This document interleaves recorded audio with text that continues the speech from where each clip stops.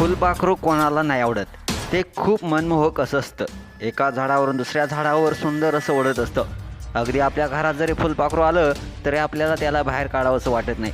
परंतु कधीकधी कोणी फुलपाखराला घाबरलं आहे असं देखील तुम्ही ऐकलं आहे.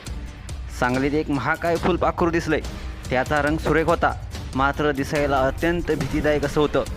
जवळपास 11 इंचाचं हे अवाढव्य फुलपाखरू शिराळ्यात आलं तरी कुठून असा सर्वांनाच प्रश्न पडलेला आहे. शिराळ्यात नागाचं फुलपाखरू आलंय ही बातमी पाहता पाहता वाऱ्यासारखी पसरली आणि मग या फुलपाखराला पाहण्यासाठी बागेयांची एकच झुंबड उडाली. संपूर्ण व्हिडिओ पाहण्यासाठी तुम्ही आताच्या SS स्पोर्ट्स या चॅनेलला सबस्क्राईब करा आणि अपडेट देखील राहा. शिराळा बस स्टॉप शेजारी असलेल्या पंचायत समिती सभापतीच्या निवासस्थानाच्या आवारात हे फुलपाखरू दिसलं. सकाळी 9 वाजल्यापासून संध्याकाळी 7:30 वाजेपर्यंत एकाच जागी विसावलं होतं.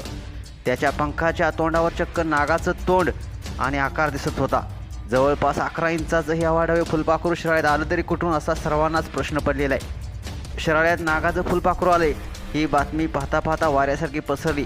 मग अनेक जणांनी त्याचे फोटो देखील काढले. गुगल सर्च केल्यावर कळलं की हे अत्यंत दुर्मिळ प्रजातीचं फुलपाखरू आहे. शिराळ्यातील चहा व्यावसायिक पूजा सावंत यांनी याबाबत माहिती दिली.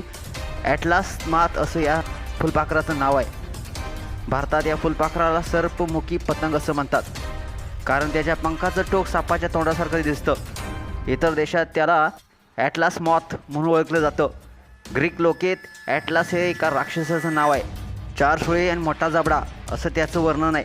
त्याचप्रमाणे या फुलपाखराच्या रचनेत सुळ्यासारखे 4 पांढरे डाग दिसत आहेत. यावरून त्याला ॲटलास नाव पडलं आहे. जगातील सर्वात मोठ्या फुलपाखरामध्ये त्याची गणना केली जाते. विशेष म्हणजे त्याला तोंड आणि पचनसंस्था नसते. ते सुरवंट अवस्थेतच भरपूर खाऊन घेत असतात. मित्रांनो, अशाच बातम्यांसाठी तुम्ही आताच्या SS स्पोर्ट्स या चॅनेलला सबस्क्राईब करा आणि अपडेट देखील राहा.